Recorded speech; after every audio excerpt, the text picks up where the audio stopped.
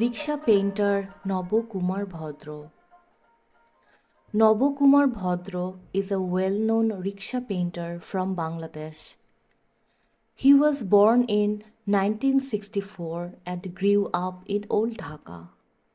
Because of financial difficulties in his family, he could not continue his studies and left the school at an early age. He started working with his father, who was a cinema banner painter. This was his first experience with painting and visual work.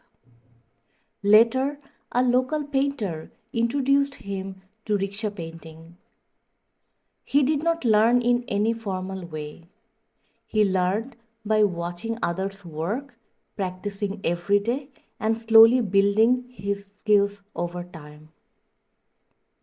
He has been working as a rickshaw painter since the late 1980s. For many years, he painted rickshaw backs and panels that moved through the streets of Dhaka every day.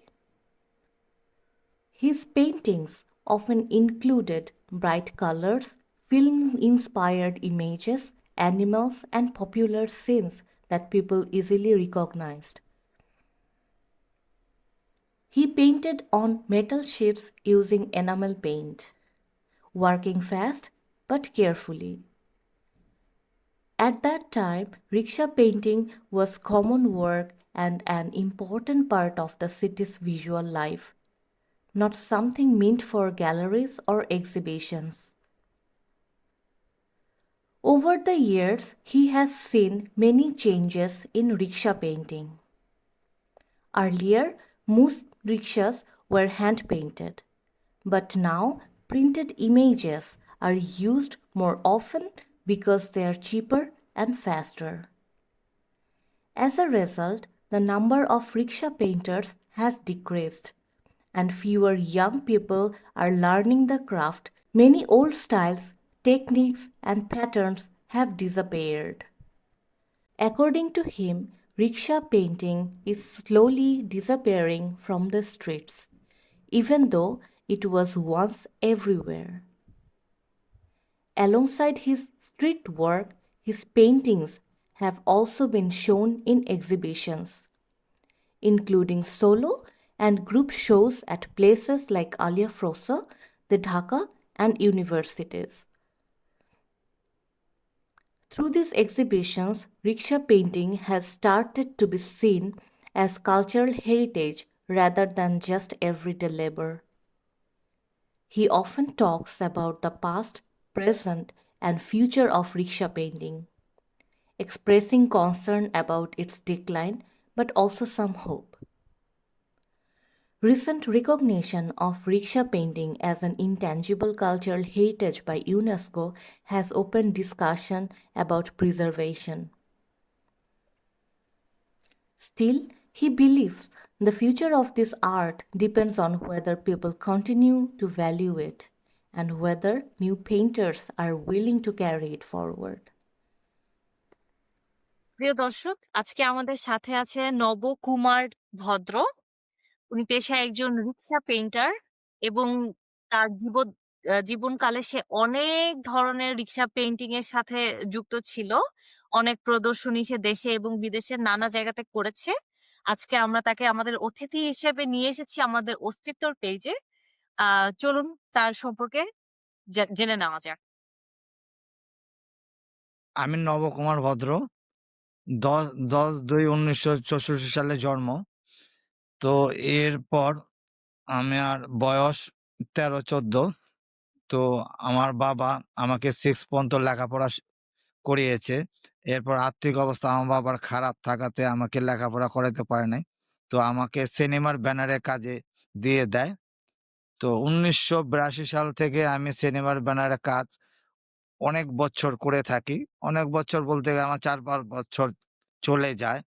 এরপর আমি কাজ মোটামুটি কিছু, কিছু জানি। তারপর আমার ওস্তাদ এক বাসায় আমরা থাকি, শাঁখেরীবাজার। তো রিক্সার পেটে উনি কাজ করে থাকে।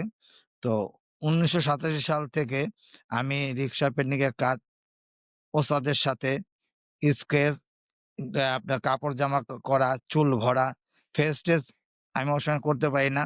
তো উনার সাথে কয়েকটা মাস, বছর চলে যায়। এরপর আমি নিজে, নিজে কিছু ছবি উনার সাথে কাজ করা শুরু করি। তো করতে, করতে মনে করেন উনার কাছে কিছু কাজ আমার হাতে এসে পড়ার পরে তো আমার ঘরে বসে আমি নিজেই একা, একা তো আমি নিজেই প্লেট সম্পূর্ণটা কমপ্লিট করে বংশাল যেখানে রিক্সার প্লেট কিংবা রিক্সার জিনিসপত্র, রেক্সিন আর বাকি, বাকি জিনিস বিক্রি করা হয়, ওখানে আমি দিয়ে থাকি। তো এরপরে কিছুদিন চলে যায়, রিক্সার গ্যারেজের মালিকরা আমার দোকান থেকে কিনে, কিনে লাগায়।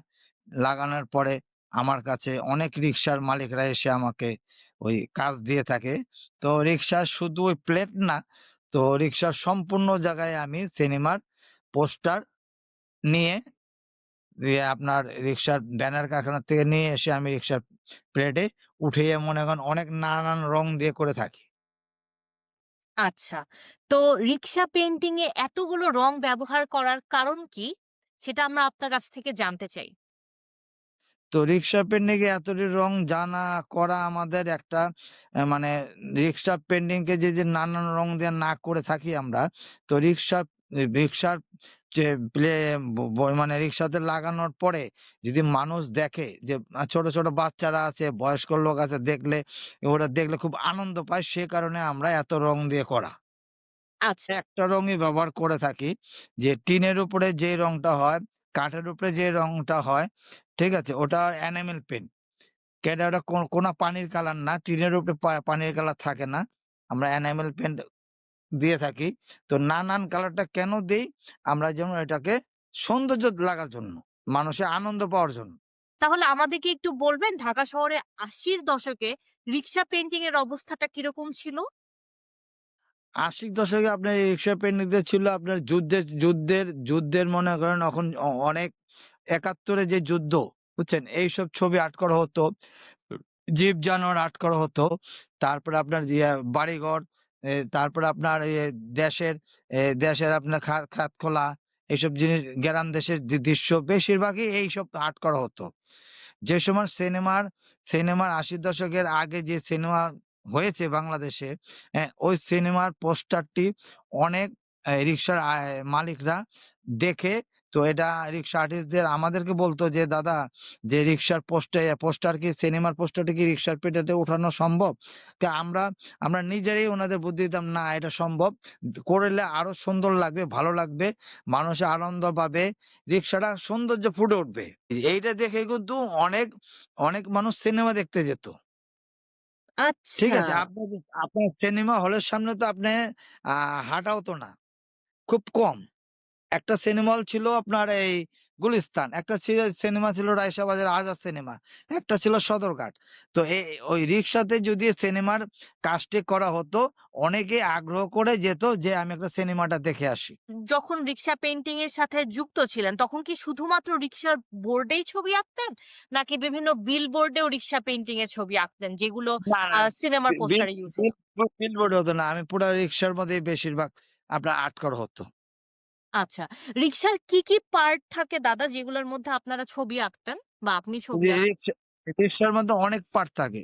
যেরকম এ পে আপনার বসার সিটের মধ্যে পিছনে ডেলনা, তারপরে পিছনে টানা, পিছনে বোর্ড, পে পে পিছনে মনে করেন পান বোর্ড, ঠিক আছে? চট্টি মানে টানার নিচে একটা অ্যালুমিনিয়াম দিয়ে ছোট একটা টিনের মতো, ওটা আবার চট্টি বলা হয়। তারপরে পিছনে টানা, বুঝছেন? এই মোটামুটি মনে করেন যে অনেক কিছুর মধ্যে আর্ট করা হতো। মানে পুরা রিক্সাটাকেই কারুকাজ করা হইতো এই পেইন্টিং এর। জি, জি, জি। তো একেকটা রিক্সা পেইন্টিং করতে দাদা আপনার কিরকম সময় লাগতো? একটা প্লেট করতে মনে করেন যে আপনার ৩ এর থেকে ৪ ঘন্টা লাগতো। ঠিক আছে? আচ্ছা। প্রথম দিন মনে করেন যে এটা এই এই রংটা এমন একটা রং যে ১ম দিন রংটা ভরা লাগতো ২ টা ঘন্টা। পরের দিন এই রংটা এই ছবিটা প্লেটটা ফিনিশিং করতে হলে ২ টা ঘন্টা লাগতো। কেন একেকটা প্লেটের মধ্যে ৩ টা ৪ টা ছবি থাকতো। আবার কাপড় জামা থাকতো, আবার ব্যাকগ্রাউন্ড থাকতো। এই মিলিয়ে মনে করেন ৩-৪ ঘন্টা একটা প্লেটের মধ্যে সময় দেওয়া লাগতো। রিক্সা করতে তো মনে করেন অনেক সময় লাগতো এটা। পুরা রিক্সা তো আর্ট হতো না। আমরা কাজ করে দিতাম রিক্সাতে যে লাগানো হতো। হুম। অনেক চাহিদা ছিল, অনেক, অনেক। এমন কিছু গ্যারেজ ছিল বুঝছেন যে আমরা কয়েকজন মিলে কাজ করতাম। খুব চাহিদা ছিল। পুরা গাড়িতেই মনে করেন ৮ টা চাহিদা ছিল। ৮ এর চাহিদা ছিল। একেক মালিকে আচ্ছা। মনে করেন আরো বেশি টাকা খরচ করে মনে করেন যে নিজেরা পছন্দ করে নিজের ফ্যামিলির ছবিও আর্ট করাতো। তো মানে কত সংখ্যক মানুষ রিক্সা পেইন্টিং এর সাথে জড়িত ছিল আপনার জানার মতে? আমার ৮৩ জন। আচ্ছা। ঢাকায় কোন, কোন জায়গাতে রিক্সা পেইন্টিং এর কাজ করা হতো? এই আপনার শাঁখেরি বাজার, তারপরে আপনার এই নারিন্দা, তারপরে আপনার এই হোসনি দালান, তারপর শনির আখড়া, ঠিক আছে? হাজারীবাগ, অনেক জায়গা। আমার নিজের ওস্তাদই তো মনে করেন শিকারে পুড়ি বেচে। কেন আমার যে ওস্তাদ আগে মনে করেন যে রিক্সার প্লেটের অনেক কাজ করেছেন। কাজ করে বংশাল যে দিচ্ছেন আমার ওস্তাদের এখন কাজ নেই। ঠিক আছে? আমরা নিজেরাই এখন ওই যে একটা ছবি রিক্সার মধ্যে দেখি যে একটা ছবি আপনার আর্ট করেছে ডিজাইন বানিয়েছে ১,০০০ ২,০০০ প্লেট ছেপে নিচ্ছে প্রেসের থেকে। কেন ওটার কোনো আচ্ছা। মূল্যই নাই। এটা আপনার ২০০০ সাল থেকে। আজকে মনে করেন ২০০০ সাল থেকে ২৫ বছর হয়ে গেছে। আচ্ছা। টুকটাক আর্টিস্টরা বেঁচে আছে যারা ফ্রান্স লানিয়ার আলিয়াস ফসের ডাইরেক্টর একটা বই বানিয়েছিল। বিদেশিরা মনে করেন যে আপনার ওই কাজ আসে কিংবা উনাদের সাথে পরিচিত আছে। তো উনারা টুকটাক কাজ করে। এই ছাড়া মনে করেন যে আর কাজই নাই। ঠিক আছে? এখন রিক্সা পেইন্টিং ইউজ হয় আপনার এই কি বলে মাটির পাতিলে ওই আপনার শোকেসের জন্য বুঝছেন? ঘরে সাজানোর জন্য ওই মাটির সরাই, তারপর হারিকেন, কুপি, এ আপনার অ্যালুমিনিয়ামের কেটলি, ঠিক আছে? এখন গ্লাস, হুম, মগ, হুম। ঠিক আছে? এইসবের মধ্যে শোকেসের মধ্যে রিক্সা পেইন্টিংটাকে ওই উঠানো হয়েছে। অনেকেই মনে করেন তারপরে জলচৌকি, পীড়া, হুম, হুম, বুঝছেন? হুম। তারপরে আপনার এই গ্লাসের আয়না, ঠিক আছে? এটির মধ্যে এখন শোকেসের মধ্যে রিক্সা পেইন্টিংটা তো আপনার ওটির মধ্যে ছবি নাই। ছবি নাই আপনার ওই সিনেমার ছবি নাই। আপনার পাখি, ফুল এইসব দিয়ে মনে করেন আর্ট করে থাকি আমরা। যে আমি গত বছর জন্য এই জানুয়ারি ১০ তারিখে আমি একটা এক্সিবিশন করলাম। তো ওখানে আমার শোকেসের কাজ বিক্রি অনেক হয়েছে। ঠিক আছে? তো হুম, আমার হুম। রিক্সার বোর্ডের থেকে আমার মনে করেন যে আপনার শোকেসের জিনিস যেটি আপনার ঘরে সাজিয়ে রাখা যায়, ওটি আমার বেশি বিক্রি হয়েছে। ওটির মধ্যে আমি ফুল আর্ট করেছি, পাখি আর্ট করেছি। ওটি মনে করেন যে আপনার আচ্ছা। তো দাদা আমাদের কাছে আপনার আঁকা কিছু রিক্সা পেইন্টিং এর ছবি আছে। তো আমরা হুম। সেগুলো নিয়ে কথা বলবো এখন আপনার সাথে। আমাকে একটু সময় দিতে হবে শেয়ার করার জন্য। আচ্ছা। এখন আমরা দেখতে পাচ্ছি আ আপনার আঁকা কিছু আ একটা শিল্পকর্ম এই মুহূর্তে দেখতে পাচ্ছি। প্রচুর কালারফুল এবং আমরা দেখতে পাচ্ছি এখানে ২ সাইডে ২ টা পাখি আছে, ৩ টা ফুল আছে এবং মাঝখানে লেখা আছে মায়ের দোয়া। চলুন হ্যাঁ। এই ছবিটা নিয়ে আপনার বক্তব্য শোনা যাক। এই ছবিটা মনে করেন আমি আর্ট করেছি ২ পাশে ২ টা পাখি। ঠিক আছে? ওই কালারফুল করেছি। কেন কালারফুল না করলে রিক্সাতে সৌন্দর্য একটা ভালো লাগা, মনে একটা আনন্দ লাগা আসে না। সেই কারণে আচ্ছা। মনে করেন আমি অনেক ফ্লোরোসন দিয়ে এঁকেছি, এনিমেল রং দিয়ে এঁকেছি। ঠিক আছে? তো হুম, সেই হুম। জন্য এই কাজটা আমার করা। যেন একটা নাম লেখা আছে এখানে মায়ের দোয়া। হুম, ঠিক হুম। আছে? এটা খুব মূল্যবান। মায়ের দোয়াটা কেন আমাদের সবার ছেলে-মেয়ে সবার মায়ের দোয়া আছে বলে আমরা বেঁচে আছি। সেই কারণে আমি এই লেখাটা এই রিক্সার প্লেটের মধ্যে আমি উঠিয়েছি। আর ২ পাশে ২ টা পাখি দিয়েছি। এই যে সরাসরি দেখা যায় বোর্ডটা অনেক সুন্দর লাগে। একটু হাসিও মনে আসে। আচ্ছা। তো রিক্সা পেইন্টিং এর সাথে কি দাদা ধর্মের সম্পর্ক আছে কোন? কেন ধর্মে যেরকম আপনার কি বলে? আপনার ধর্মের কোনো নিজের কাছে এটা একটা ধর্মের ছবি আর্ট করলাম। কেন একটা ক্রিটিসাইজ করবে মানুষ। এটা হয় না। হুম, ঠিক হুম, আছে? কারণ রিক্সা তো সারাদিন রোডে থাকে। তাজমহলের ছবি আঁকা হতো। যেরকম বাংলা ছবি আছে রাধাকৃষ্ণ। আমরা এর পরবর্তী ছবিতে চলে যাই। এখানে দেখা যাচ্ছে যে সিনেমার পোস্টার প্রচুর কালারফুল। এই ছবিটা নিয়ে একটু দাদা বলেন। তা এইটা মনে করেন আপনার ছবির নাম হলো 'জীবন নদীর তীরে'। ঠিক আছে? কেন জি। এই পোস্টারের মধ্যে এই একটাই পোস্টার আর এই ৪ টা ছবি আছে। পোস্টারটার ছবি আছে। তো আমি ভাবলাম যে ২ টা ২ পাশে বড়, বড় ফেস দিয়েছি। আর মাঝখানে একটা জোড়া ছবি দিয়েছি। কেন ওই কালার কালার ব্যাকগ্রাউন্ডটাও ব্লু রেখেছি। আর ছবিটাও ব্লু রেখেছি। কেন রেখেছি? যে বোর্ডটা মানে করার পরে গালের মধ্যে প্রহসন দেওয়া। কেন কেন কালারফুল করেছি? যেমন দেখলে মানুষের জন্য হাসি আসে, আনন্দ পায়, সেই কারণেই আমার এটা এইভাবে করা। আচ্ছা, এই ছবিতে আমরা দেখতে পাচ্ছি বিভিন্ন রকমের অস্ত্রের ছবি। হ্যাঁ? ওটা এটা করার হ্যাঁ, কারণটা কি? এটার কারণটা কি ওই যে হীরা, হীরা আমার নাম। ঠিক জি। আছে? এটা মনে করেন একটা যুদ্ধের ছবি। সেই কারণে ওই যে দেখেন কোদাল দেওয়া আছে নামের মধ্যে। হুম, আর হুম। এই হীরা পিস্তল দেওয়া আছে। পিস্তলের ওই গুলি আছে। আবার নামের লেখার মধ্যে ছুরি দেওয়া আছে। মানে এটা খুব মানে একটা ফাইটিং ছবি, ফাইটিং মানে ছবি। সামাজিক ছবি। সেই কারণে এই ছবিটা এরকম পোস্টারের মধ্যে করা। আর এই পোস্টারটাই মনে করেন সম্পূর্ণটা আমি এই রিক্সার প্লেটে উঠিয়ে ধরিয়েছি আমি। আমরা যে রিক্সার প্লেটটা সিনেমাতে যেত সপ্তাহে ১ম দিন। এরপর আমরা পোস্টারটা পেলে আমরা এই বোর্ডের মধ্যে করতাম। কেন এই মানুষ এই সিনেমার পোস্টারটা দেখে নাম দেখে সিনেমা দেখতে যেত। সেই কারণেই আমাদের এটা করা। আচ্ছা, আচ্ছা। তখন বাংলাদেশের সিনেমার অবস্থা কিরকম ছিল? অনেক ছিল। খুব চাহিদা ছিল, খুব চাহিদা ছিল। একেক ছবি মনে করেন একেকজনের ২-৪ বার, ৩ বার, ৫ বার দেখত। ছবিটি ওটি আর্টিস্টও ছিল সেইরকম। নামকরা আর্টিস্ট ছিল সবাই। রাজ্জাক, সাবানা, ববিতা, অঞ্জু ঘোষ, এসব ছবি, ফারুক। মানে এদের ছবি খুব হলে যদি ছাড়তো না আপনার ছবি লোক হইতো, প্রচুর লোক হইতো, মানুষের টিকিটও পাইতো না। এখানে আমরা দেখতে পাচ্ছি আপনি কিছু প্রাণীর ছবি এঁকেছেন এবং প্রাণীগুলো কোনটাই আমরা আসলে বাস্তবে দেখতে পারি না যে দাঁড়ানো অবস্থায় থাকে। তো এইভাবে ছবিগুলো আঁকার মানে কি? এবং এই ছবিটার পিছনের গল্পটা আমাকে একটু বলবেন? এটা এটা আপনার এই শিয়াল বাঘকে লেজায় ধরে জবাই করতে চাচ্ছে। হুম, হুম। তো এর মধ্যে সিংহ এসে ওই শিয়ালের সাথে ভালোবাসা। একটা ফুল হাতে দেখেন। হ্যাঁ, ও হুম, হুম। ভালোবাসা করতেছে। ভালোবাসার জন্য ফুলটা নিয়ে আসছে। আইসা দেখে যে বাঘকে শিয়ালে ছুরি নিয়ে আঘাত করতেছে।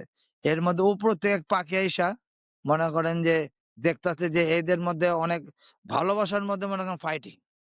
এই দৃশ্যটা আমি উঠিয়ে ধরেছি কেন কালারফুল দিয়ে বিদেশিরা মনে করেন এটা খুবই পছন্দ করে।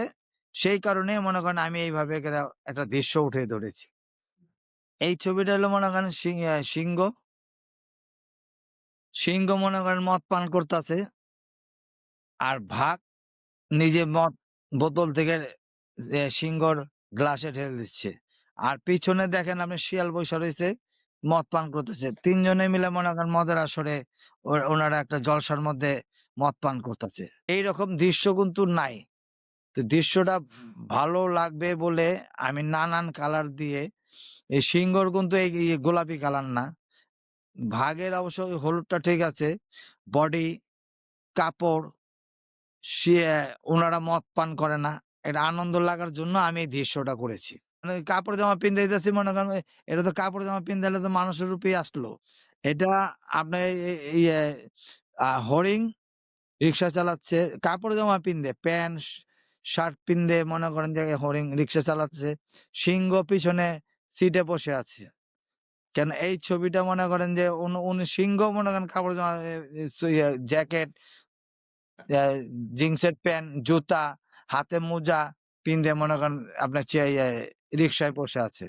এইটা বিদেশিরা খুব পছন্দ করে। সেই কারণে আমার এই নানান রং দিয়ে আর্ট করা। তো এটা কত সালে আঁকা? এইটা আপনার এই ২০২০ এ আঁকা। ওটা আপনার শিয়ালে আপনার পাখি চুরি করে যাচ্ছে। হুম, হুম। এইদিকে পিছন থেকে মনে করেন যে আপনার পাখি মাও ওই ছুরি নিয়ে আসছে, সামনে মোরগের বাচ্চা, পিছনে মোরগ, মা ওই ছুরি নিয়ে পাখি চুরি করে নিয়ে যাচ্ছে। সে কারণে মনে করেন যে আমি একটা দৃশ্য বানিয়েছি যে নানান রং দিয়ে। আচ্ছা, এই ছবিটা হলো শিয়াল মুরগি বাচ্চা নিয়ে চুরি করে যাচ্ছে। এই পাশে মনে করেন যে শিয়ালকে মুরগির মা নিজে ছুরি নেয়া ধরার জন্য মনে করেন যে এটা আটকিয়েছে। এটা একটা দৃশ্য আমি বানিয়েছি। আমার ওস্তাদ হরিচরণ রাজভর, সিনেমার ব্যানারের ওস্তাদ। তো ইনি অনেক স্কেচ করেছে। উনি উনি মনে করেন যে আজকে নাই। তো উনি মানুষের ছবি আর্ট করতো। তো ওটা দেখে দেখে আমি নিজেই চিন্তা করলাম যে আমি তো স্কেচ করি না। তো আমি অনেকটি স্কেচ, আমার ৬০-৭০ টা স্কেচ আছে। এটা রিক্সার গ্রেস। গ্যারেজ। আচ্ছা। যেরকম রিক্সার যেরকম আপনার গ্যারেজ থাকে না, রিক্সা যে নতুন বানানো হয়, এটা আমি গ্যারেজ উঠে ধরছি এটা।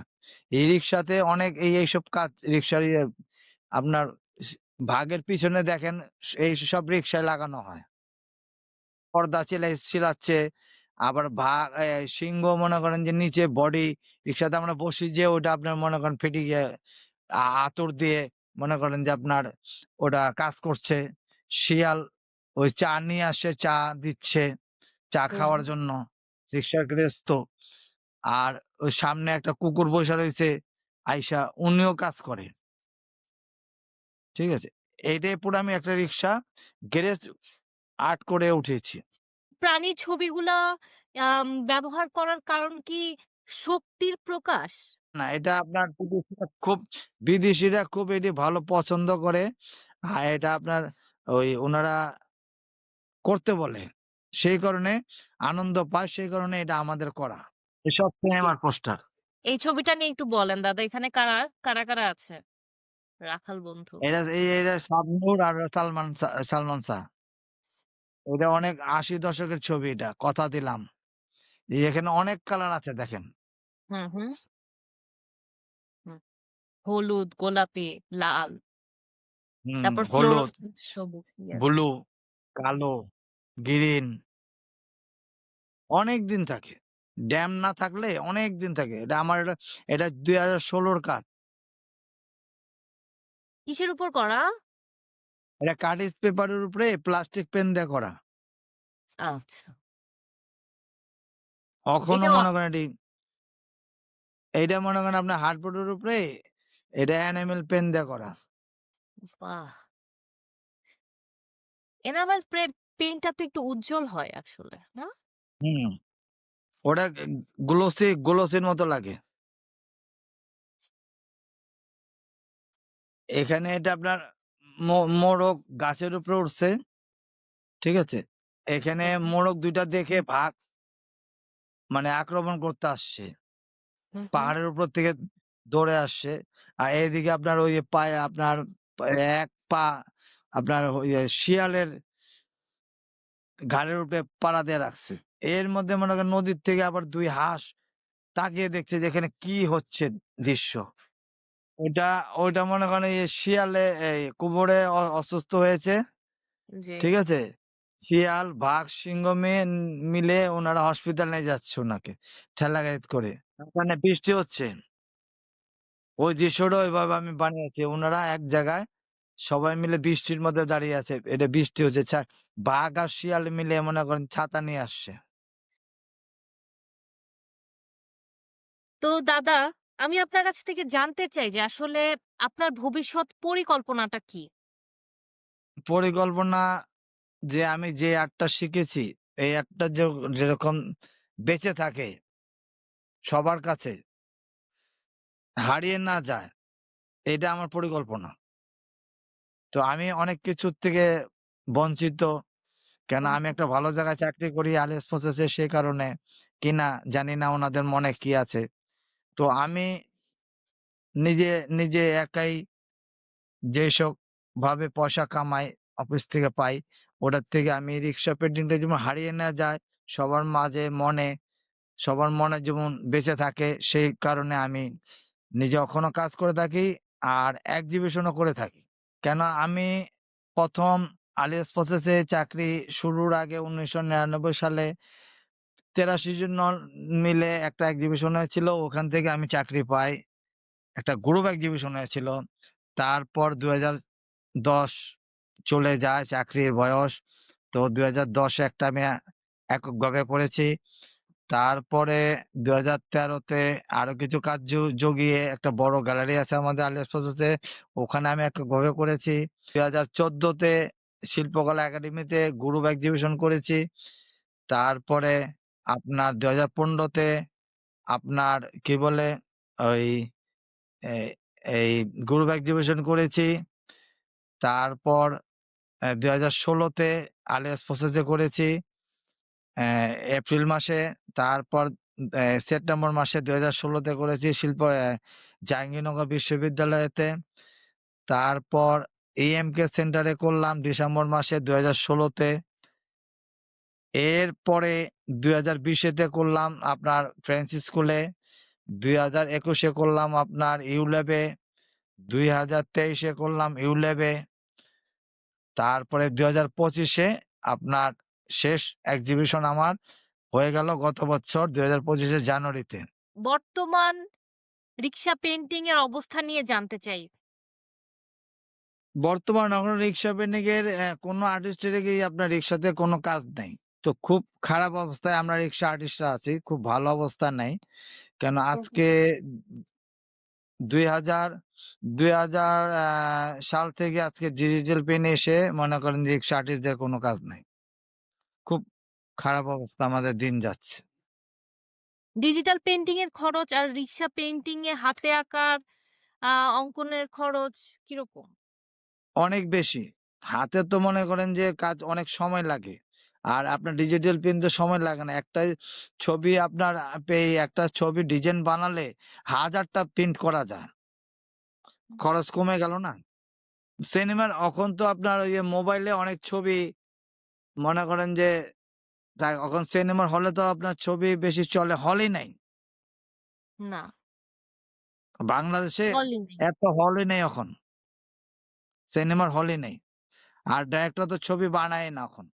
আমার নিজস্ব পরিকল্পনা, আমি যতদিন বেঁচে আছি, যেরকম আমি রিক্সার পেইন্টিং এর কাজ ছোট থেকে করে আসছি, যখন এটা যেমন হারিয়ে না যায়, এখন নতুন জন্ম যাদের হচ্ছে এরা যেমন এটা পায়, আমার এটা পরিকল্পনা। আমি আপনার কাছে খুবই কৃতজ্ঞ আমাকে সময় দেওয়ার জন্য। Thank you. রিক্সা পেইন্টিং এর যাত্রা, রিক্সা পেইন্টিং এর সাথে আপনার জার্নি সেটা শেয়ার করার জন্য। আমি চাই যে আমাদের এই কনভারসেশনের মাধ্যমে কিছু সংখ্যক হলেও মানুষ রিক্সা পেইন্টিংকে আবার নতুন করে দেখবে, শিখবে এবং জানবে। তো এই শুভকামনা রেখে আজকের মতো আমরা শেষ করছি, কিন্তু আমাদের আবার দেখা হবে। Thank you so much.